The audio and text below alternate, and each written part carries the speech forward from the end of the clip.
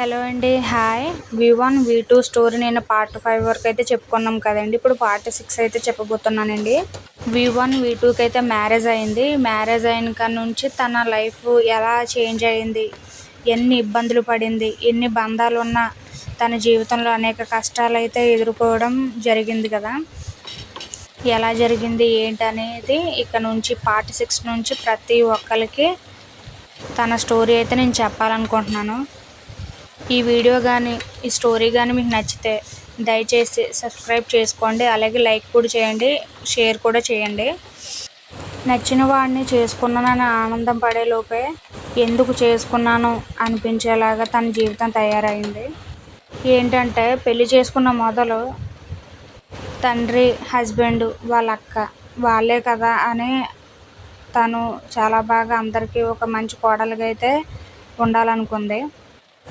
ఈ V1 వాళ్ళ mother చనిపోయిన తర్వాత ఎవరూ రాని వాళ్ళు ఈ V1కి జాబ్ వచ్చిన తర్వాత ఎక్కడ లేని బంధాలు, అప్పటి వరకు తల్లి చనిపోయాక దూరమైన బంధాలు, తల్లి అక్క చెల్లెళ్ళు రాని వాళ్ళందరూ ఉద్యోగం వచ్చిన తర్వాత అందరూ ఒకేసారి ఏకమయ్యారు. అప్పటి వరకు కనబడని ఫ్యామిలీ అంతా ఒకేసారి నా ఊర్లంట ఒకేసారి ఏకమయ్యి ఆ ఫ్యామిలీని ఇబ్బంది పెట్టాలనే ఉద్దేశంతోనో లేకపోతే వాళ్ళ అవసరం తీరాలనో వాళ్ళ దగ్గర చేరారో తెలియదు. కానీ వాళ్ళ వల్ల అయితే వీళ్ళ లైఫ్ మొత్తం స్పాయిల్ అయిపోయింది. అది ఎలాగయ్యిందో కూడా నేను చెప్తాను. పెళ్ళైన తర్వాత కోడలతోనైతే బాగానే ఉన్నారు.